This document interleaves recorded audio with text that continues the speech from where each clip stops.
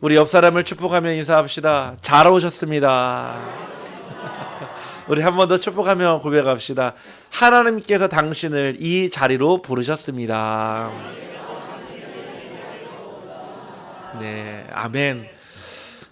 예배의 자리는 내가 내 발로 내 마음이 내켜서 온 것 같지만 지금도 하나님은 우리의 호흡을 주장하시고 우리의 마음과 생각을 판단하시며 우리의 발걸음을 인도하시는 줄 확신합니다. 그래서 예배의 자리는 내가 무엇을 얻으려고 오는 것도 아니고 내가 무엇을 하러 오는 것도 아닙니다. 다만 하나님께서 나를 부르시고 또 하나님께서 그 하실 일이 발견되어지는 그 시간이요, 그 축복의 자리가 되기를 주님의 이름으로 축복합니다. 우리 한 번 더 인사합시다. 당신은 사랑받기 위해 태어난 사람입니다. 아멘. 오늘 그 사랑 확인하는 시간 되기를 주님의 이름으로 축복합니다. 오늘의 말씀의 제목은 백발이 될 때에도 라는 말씀입니다. 우리는 연수를 살아가며 또 우리의 살아가는 삶에는 계속 시간이 흐르고 있습니다. 지금도 째깍째깍 시간은 돌아가고 있고 그 누구도 그 시간을 되돌릴 수는 없습니다. 왜 우리는 시간이 지나가는데 그 지나가는 시간을 어떤 의미로 바라보며 또 그 시간 속에서 저와 여러분에게 주신 응답은 무엇인지 발견하는 예배가 되기를 소원합니다. 세상에는 은퇴가 있습니다. 정년이 있다는 얘기죠. 배울 때가 있고 또 일할 때가 있으며 또 결혼할 때가 있고 자녀를 낳을 때도 있다라고 합니다. 하지만 그 때는 다 정해져 있는 정년이 있고 세상에서는 언젠가는 그 자리를 내려놓고 나와야 하는 은퇴의 시기도 있습니다. 하지만 우리의 신앙은 은퇴가 없습니다. 하나님이 부르시는 그 날까지 그 연장선에서 우리의 신앙은 절대 은퇴가 없으며 하나님은 멈춤이 없는 신앙 속에 저와 여러분을 부르신 줄 확신합니다.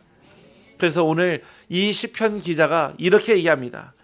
하나님이여, 내가 늙어 백발이 될 때에도 나를 버리지 마시며 내가 주의 힘을 우리 후대에게 전하고 주의 능력을 장래의 모든 사람에게 전하기까지 나를 버리지 마소서.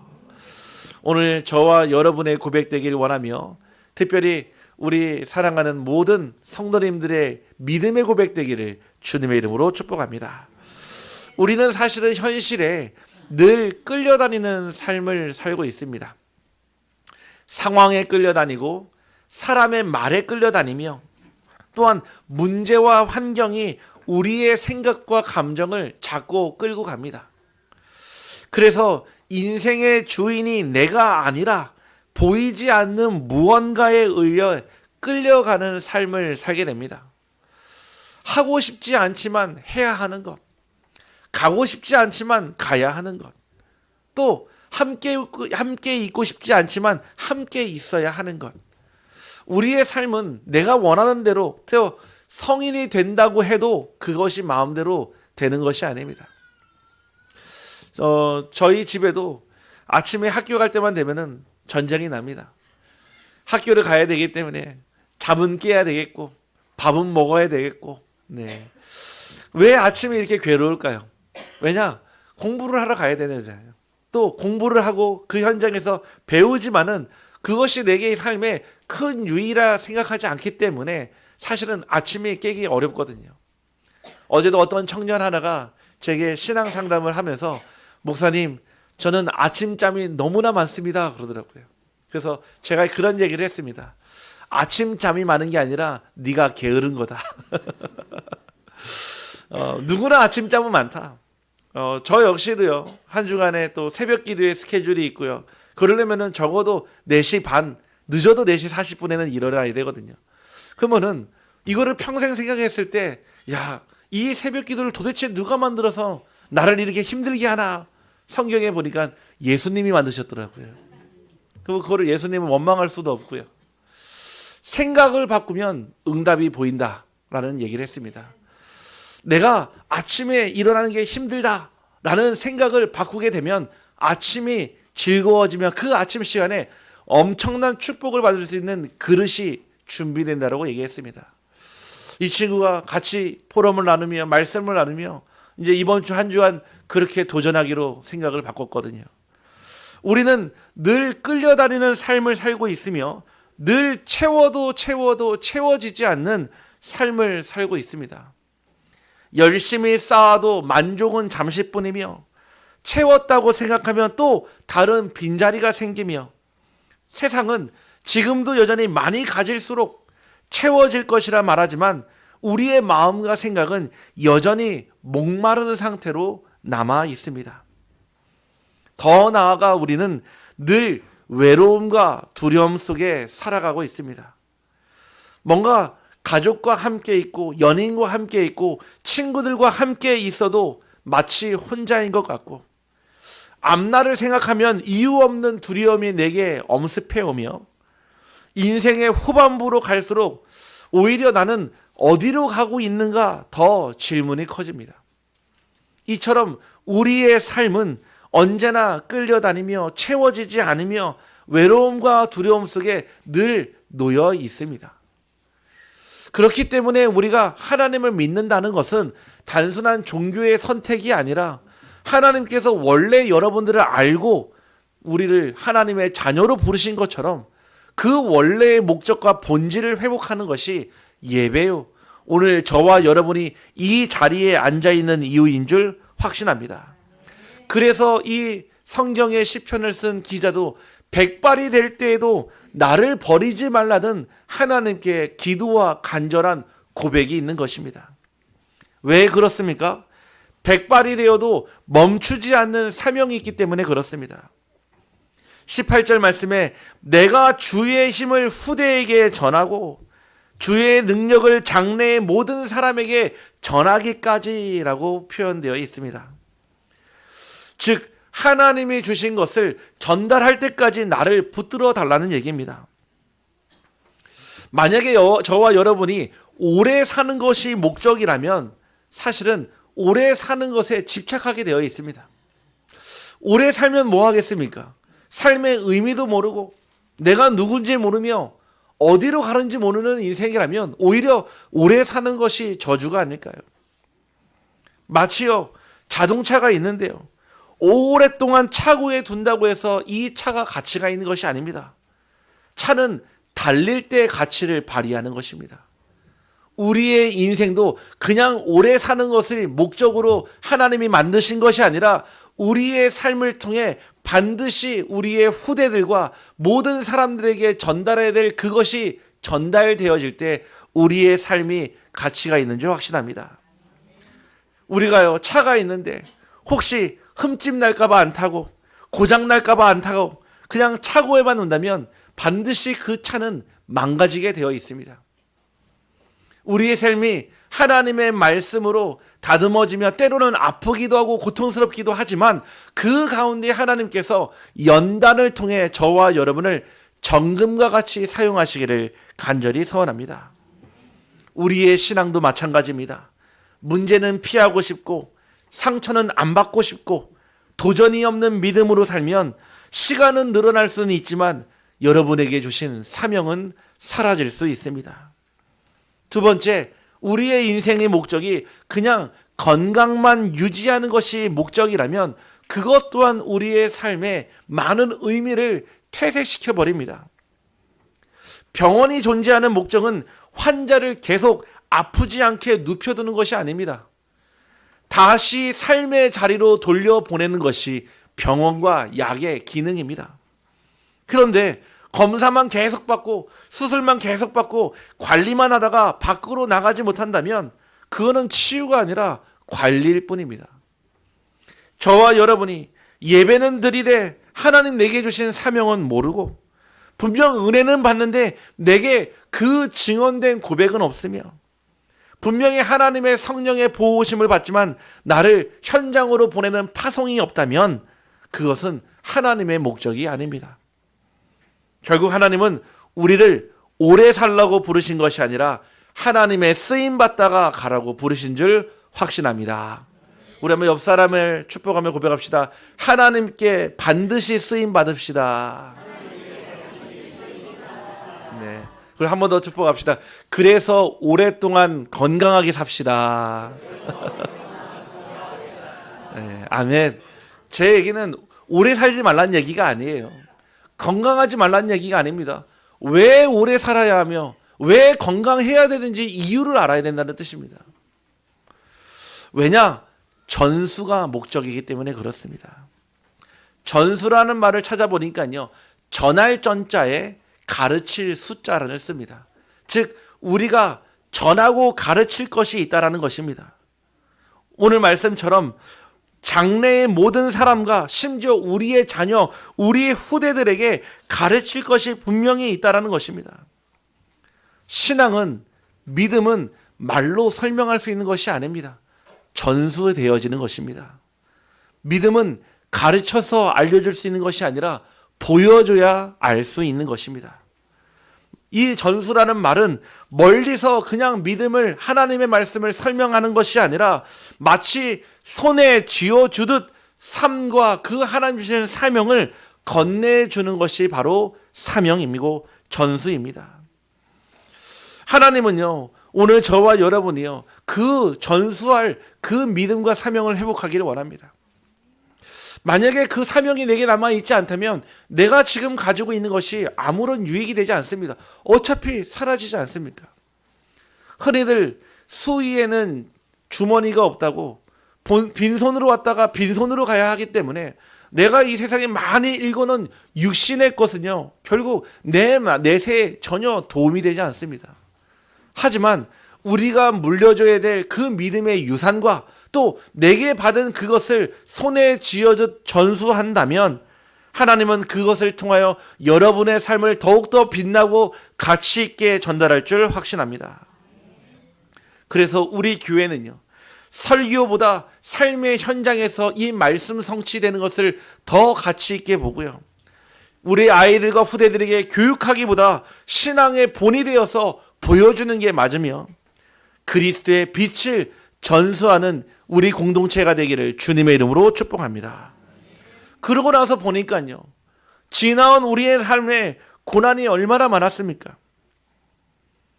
19절에서 20절 말씀에 주께서 큰 일을 행하셨사오니 여러 가지 심한 고난을 보이신 주께서, 오늘 이 시편 기자는 그 고난을 부정하지 않습니다. 오늘 저와 여러분이 이 자리까지 오면서 산전수전, 심지어는요, 아픔과 슬픔과 고통과 어려움을 겪고 견뎌서 이 자리까지 온 것이 아니라 하나님이 여러분을 오늘 이 자리까지로 인도하신 줄 확신합니다. 그렇기 때문에 우리는 그냥 늙는 것이 아닙니다. 그냥 나이 드는 것이 아닙니다. 하나님의 손에 붙잡힌 인생이요, 여러분들이 하나님의 손에 붙들린 인생 되기를 주님의 이름으로 축복합니다. 제가 전에 대전에 있었을 때는 그 교회에 60대만 되면은 어르신 했거든요. 70대가 되면요, 거의 뭐 본 적도 없고요, 사실은요. 그래서 저는 제 기준에 60이 넘으면 어르신이구나 생각을 했거든요. 근데 제가 안동에 와서 생각이 완전히 바뀌었습니다. 60대는 앉아있지도 못하더라고요. 커피 심부름하고, 네, 인사드리고요. 네. 70대면요, 다 일하시더라고요. 안 하시는 분이 안 계시더라고요. 다 일하시고요. 80 좀 넘으시면 이제 앉아서 어르신의 대접을 받아도 되겠죠. 보니까요, 100세 시대 얘기하지만 제가 안동에 와서 우리 교회에 와서 우리 성도님을 보면서 그 말이 참 실감이 됩니다. 그런데요, 하나님께서 이 나이에 나는 나이가 들었고 배움도 끝났고 나는 가진 것이 없고, 아닙니다. 제가 이 말씀을 묵상하다 보니까 우리 모든 성도님들이 100발이 될 때에도 하나님은 여러분들을 포기하지 않으시며 아직 여러분들이 해야 될 그 일이 남은 줄 확신합니다. 그래서 여러분들이 그 일을 할 때까지 제가 여러분들을 하나님께 보내드릴 수가 없습니다. 아멘. 네, 제가 절대로 하나님께 안 보내드릴 겁니다. 다 끝마친 뒤에 영화로운 하나님의 주의 손길로 하나님께 가시기를 주님의 이름으로 축복합니다. 네, 포기하지 말기 바랍니다. 내 나이가 어때서 라는 가사도 있지 않습니까? 우리는요 자꾸 숫자에 민감합니다. 숫자에 예민합니다. 우리 후대들은요 성적에 예민하고요. 우리 청년들은요 돈에 예민하고요. 또 우리 부모들은요 나이에 예민하고요. 왜? 모든 건강은 수치로 나지 않습니까? 당뇨 수치, 혈압 수치. 그래서 이 숫자에 우리는 노이로제를 가지고 있거든요. 여러분의 삶이 숫자에 갇혀 있지 않습니다.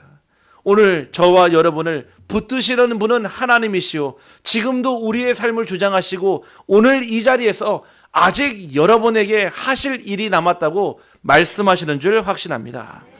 그러면 무엇이 있습니까? 바로 우리의 삶에 재정리의 시간표가 필요합니다. 여러분들이 집 이사를 앞두고 있다면 무엇 하십니까? 짐을 정리할 때 무엇이 중요한지, 무엇은 버려야 하는지 반드시 정리하는 시간이 필요합니다. 그런데 인생에 그 시간 없이 달려오다 보니까 나도 모르는 사이에 이미 내 마음과 생각은 저장 공간은 정해져 있는데 자꾸 쓸데없는 거, 버려야 될 것을 버리지 못하고 쌓아두다 보니까 그거로 인한 근심, 걱정, 염려, 그거로 인한 내 삶의 부작용들이요 일어나기 시작한 거예요. 오늘 저와 여러분이요 생각과 마음의 재정리의 시간이 필요합니다. 그 정리가 되게 되면은 무엇이 됩니까? 바로 하나님께서 이 내 삶에 하나님과의 관계를요 정확히 하십니다. 여러분들 관계는 정확해야 합니다. 특별히 채무 관계는 더 그렇겠죠. 우리가 무엇인가 관계가 애매할 때 거기에서 오해하거나 곡해하게 됩니다.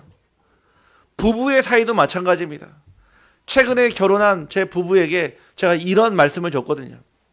내 사랑하는 아내로 바라보고 내 사랑하는 남편으로 바라본다면 맨날 싸울 거다. 허구한 날 싸울 거다. 하지만 하나님이 주신 내 아내, 하나님이 주시는 내 남편으로 인정되어지면 모든 순간에 그 갈등이 일어나도 마치 물거품처럼 사라질 거다. 이 말씀을 드렸습니다. 왜냐? 하나님이 중간에 들어가야 합니다. 예수 그리스도가 우리 인생의 중보자요. 저와 여러분을 구원하시는 분은 오직 그리스도 한 분이기 때문에 그렇습니다. 이거를 모르니까요. 제가요, 교도소에서, 보호관찰소에서, 또 여러 가지 중독센터에서요, 많은 중독자들을 만나면서요, 마약 중독자, 성 중독자, 도박 중독자, 알코올 중독자, 그분들이 똑같이 하는 말들이 있습니다. 무엇이냐? 다 어릴 때, 청소년 때, 그때 들어온 마음의 짐을 정리하지 못한 사람들이 결국 중독으로 이어지는 많은 결과를 보았습니다. 지금도 마찬가지입니다. 저와 여러분에게 들어왔던 그 마음의 짐이 우선순위로 인하여서 관계가 정리되고 하나님 주시는 방향이 재설정되기를 주님의 이름으로 축복합니다. 아, 이거는 이제 내가 붙들 게 아니다. 그럼 뭐 해야 돼요? 버리면 됩니다. 이거는 다시 내가 붙들어야 한다. 이거는요, 언약으로 꽉 붙잡아야 하는 것입니다. 두 번째는 재설정의 시간표가 있습니다. 즉, 나의 인생을 두고 내 인생의 후반부를 두고 하나님 앞에 기준과 방향을 다시 세우는 시간입니다. 여러분들이 아마 경험이 있을 겁니다. 내비게이션을 딱 맞추고 가다가 혹여 여러분들이 초행길이라 실수해서 다른 길로 가게 되면 내비게이션이 멈추지 않습니다. 그 틀린 길에서 다시 그 목적지로 가는 길을 안내를 해줍니다. 무슨 얘기냐? 내비게이션은 다시 설정할 때 길을 잘못 들어도 절대로 목적지를 포기하지 않는다는 뜻입니다. 경로만 다시 재설정할 뿐이죠. 저와 여러분은 이미 구원받은 하나님의 자녀요, 천국 백성인 줄 확신합니다. 아이고 목사님, 저는 죄를 많이 져서 천국 못 가는데요. 저는 엄마 말을 안 듣고요, 친구들과 만나 싸우고요, 거짓말하고요, 도둑질하고요, 남의 것을 탐하고요. 아유, 저는 절대로 천국 못 갑니다. 맞아요. 우리가 하나님을 만나기 전까지는 절대 천국에 갈 수 없는 사람입니다. 그런데 예수 그리스도께서 이 땅에 오셔서 그냥 여러분들이 육신의 죄만 해결하시려고 오신 것이 아니라 하나님 떠난 근본 문제, 그 창세기 3장 5절에 하나님 떠난 그 죄악에서 우리를 건져내 주시고 영원한 구원을 허락하신 줄 확신합니다. 그게 구원이에요. 그래서 우리는요, 그 믿음으로 구원받는 것이 우리의 노력으로, 열심으로, 선행으로 구원받는 것이 아닙니다. 어떤 부모가 자녀가 말을 안 듣는다 할지라도 그 자녀를 호적해서 팔 부모가 어디 있습니까? 아무리 자녀가요, 그 부모의 속을 썩인다 하더라도 그 어떤 부모도 자녀를 포기하거나 존재 자체를 부인하는 부모는 세상에 존재하지 않습니다. 이처럼 저와 여러분은 하나님의 자녀로 부르시고 하나님께서 저와 여러분을 영원한 천국 백성 삼으신 줄 확신합니다. 그래서요, 목적은 그대로입니다. 하나님은 지금도 세계복음화를 이루시고 저와 여러분을 통해 많은 사람들에게 이 복음을 전하기를 원하십니다. 하지만 방법은 달라질 수 있습니다. 마지막 세 번째는 재도전의 시간표입니다. 나의 힘이 아닌 하나님의 주신 힘으로 도전해야 합니다. 제가 예전에 공부할 때마다 제 머리의 한계를 많이 느꼈습니다. 부모님으로부터 물려받은 그 머리지만은 제가 노력하면 할수록 더 한계를 느끼게 되니까 그 공부가 할 때마다 늘 마음에 짐이었습니다. 그런데 어느 날 제가 공부하다 그런 생각이 들었습니다. 과연 내가 지금 이 수학 문제 하나를 더 맞는다고 해서 내 인생이 얼마나 달라질까?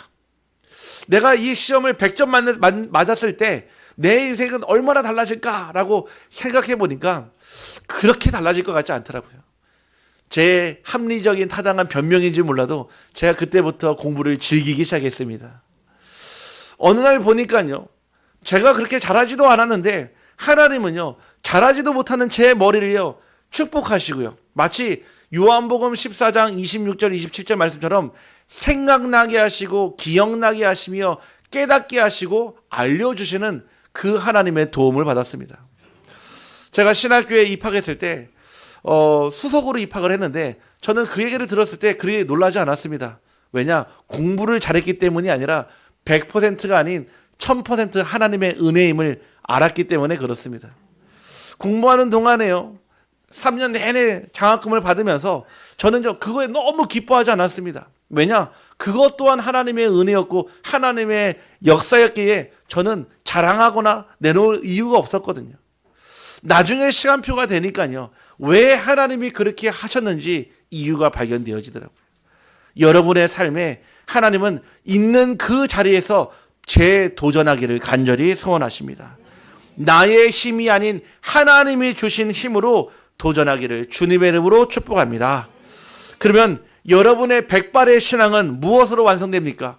바로 찬양으로 완성됩니다. 지금 인생 후반전을 살고 있는 우리 성도님들이요, 아마 생각하셔야 될 부분이 나는 무엇을 남겨야 할 것인가 고민해야 합니다.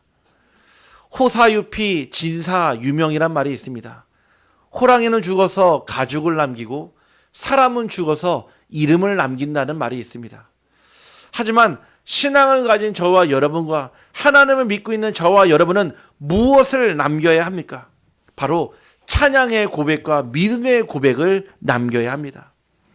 오늘 이 어려운 시기와 고난을 지난 이 시편의 기자가 결국 하나님 앞에 고백할 것은 무엇을 하셨냐? 나의 하나님이여, 내가 또 비파로 주를 찬양하며 주의 성실을 찬양하리이다. 이스라엘의 거룩하신 주여, 내가 수금으로 주를 찬양하리이다. 내가 주를 찬양할 때 나의 입술이 기뻐 외치며 주께서 속량하신 내 영혼이 즐거워하리다. 아멘. 결국 여러분의 삶의 마지막은 찬양으로 마무리될 것입니다. 저는 지금도 잊을 수 없는 찬양이요, 몇 가지가 있거든요. 그 첫 번째가 무엇이냐면은 바로 찬송가 279장입니다. 저희 외조모께서 살아계실 때 늘 입버릇처럼 밥 먹을 때나 주무실 때나 일어났을 때나 항상 부르는 찬양이거든요. 인내하신 구세주여, 내 발 붙드사 죄인 오라 하실 때에 날 부르소서. 아멘. 근데 우리는요 그러거든요. 죄인 오라 하실 때에 제일 부르소서. 네. 제가 이 고백을요, 이 찬양을요, 어릴 때부터요 듣고 자랐거든요. 그러니까요, 저희 할머니 돌아가실 때요, 마지막이요, 이 찬양을 불러달라고 하시더라고요. 오랜만에 어제 제 카메라 앨범을 정리하다가 그때 저희 외조물께 저희 사모가 복음을 전한 영상을 찾았거든요. 제가 누구에게 보내겠습니까? 저희 어머니께 보내드렸죠. 아마 보시면서 많은 만감이 교체했을 겁니다. 왜냐? 하나님께서요, 이것 때문에 결국 이 찬양의 고백으로 우리의 삶이 마무리되는 것을 아시거든요. 또한 저희 할아버지께서 늘 항상 입버릇처럼 부르던 찬양이 있었습니다. 그것이 바로 찬송가 445장 대산을 넘어 험곡에 가도. 왜냐? 저희 할아버지가 늘 인생이 태산 같았고 험곡을 넘는, 늘 준령한 산맥을 넘는 그런 인생을 사셨거든요. 결국 그리스도를 만나고 그 인생을 하나님의 품에, 아브라함 품에 돌아가는 축복을 누리게 되었습니다. 여러분은 어떤 찬양의 고백을 남기시겠습니까? 우리 청송에 있는 우리 정효선 집사님 아버님, 우리 정기수 집사님이 제가 가니까요, 이 찬양 불러달라 하더라고요.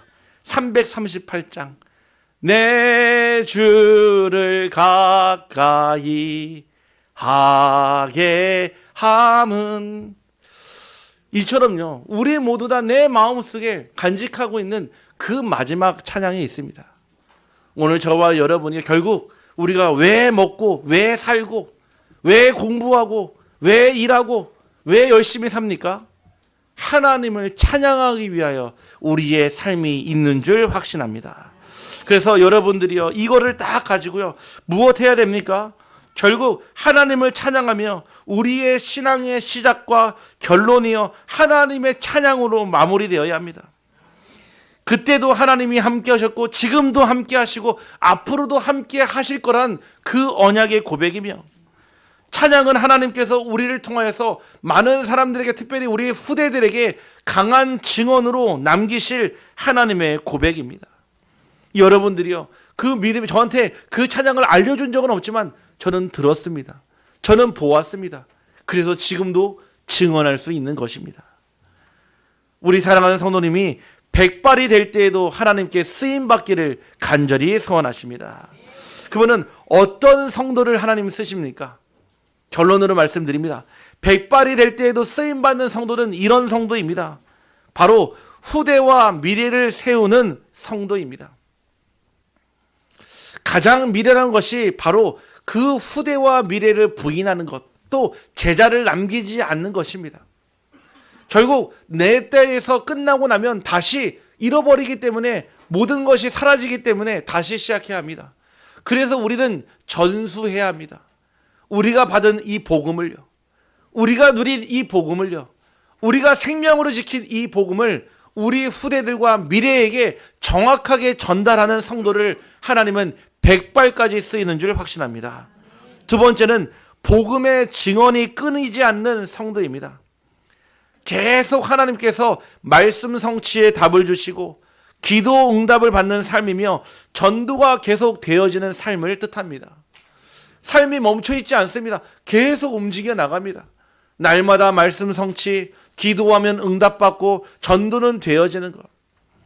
오늘 특별히 보니까 우리 교회 새로 오신 분들이 많이 오셨습니다. 오늘 저와 여러분이 이 자리에 온 것이 그냥 온 것이 아니라 하나님이 부르셨고 하나님께서 여러분을 통해 하실 일이 있기 때문에 부르신 줄 확신합니다. 그래서 여러분이 영원한 작품을 남겨야 합니다. 왜 우리가요, 지금도 거북선을 보면서 야, 이순신 장군이 대단하다 얘기합니까? 그가 거북선이라는 작품을 남겼기 때문에 그렇습니다. 지금도요, 저 파리 루브르에 가면요, 그 박물관의 지하 2층에 그 빈센트 반 고흐의 해바라기라는 작품을 보기 위해서 사람들이 1시간, 2시간 줄을 서서 들어가서 봅니다. 왜 그럴까요? 그가 죽은 이후에도 작품을 남겼기 때문에 그의 그림과 영광을 받고 그의 이름이 드러나는 것입니다. 여러분들이요, 인생의 작품을 남기기를 간절히 소원합니다. 작품은요, 많은 사람들이 보는 것입니다. 교회 안에서만 볼 수 있는 것이 아니라 하나님을 믿지 않는 사람들도 오히려 그 작품을 보고 하나님을 믿고 싶은 마음이 들도록 하는 것. 제가 좋아하는 그 가수 중에 소향이라는 가수가 있습니다. 굉장히 노래를 잘 부를 뿐만 아니라 짙은 호소력으로 많은 사람들에게 감동을 주는 그런 가수입니다. 근데 그녀는 한 번도 어떻게 보면 세상 가요 앨범을 낸 적이 없습니다. 왜냐? 그녀는 하나님의 은혜로 가수가 되었고, 그 소양이라는 가수는 하나님의 은혜만을 찬양하기 원해서 가수가 되었기 때문에 그렇습니다. 유튜브에요, 많은 노래들이 올라오는데 그 소양이 부른 가요에 이런 밑에 댓글이 달려 있더라고요. 나는 교회에 다니지 않지만 뭔가 내 영혼이 살아나는 느낌이었습니다. 아니, 저 가수의 노래를 들으니 뭔가 내 마음에 그 뭉클하며 자꾸 눈물이 납니다 라는 고백을 하더라고요. 그녀가 부른 것은 단순한 노래가 아니라 작품이기 때문에 그렇습니다. 저와 여러분은 무슨 작품을 남겨야 할까요? 왜 하나님께서 내가 백발이 될 때에도 나를 버리지 않고 쓰셔야 할 만한 그 작품을 여러분들이 기도하며 남기기를 주님의 이름으로 축복합니다. 우리 한번 옆 사람을 마지막 축복하며 인사합시다.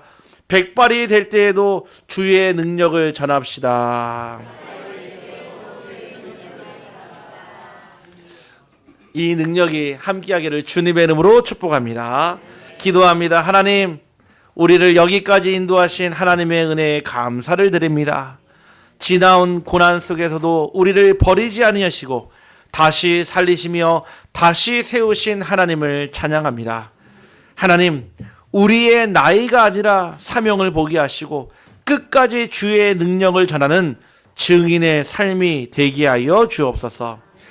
백발이 될 때에도 찬양이 마르지 않게 하시고 우리 후대들에게 신실하신 하나님을 전하는 교회 되게 하여 주옵소서. 예수 그리스도 이름으로 기도드리옵나이다.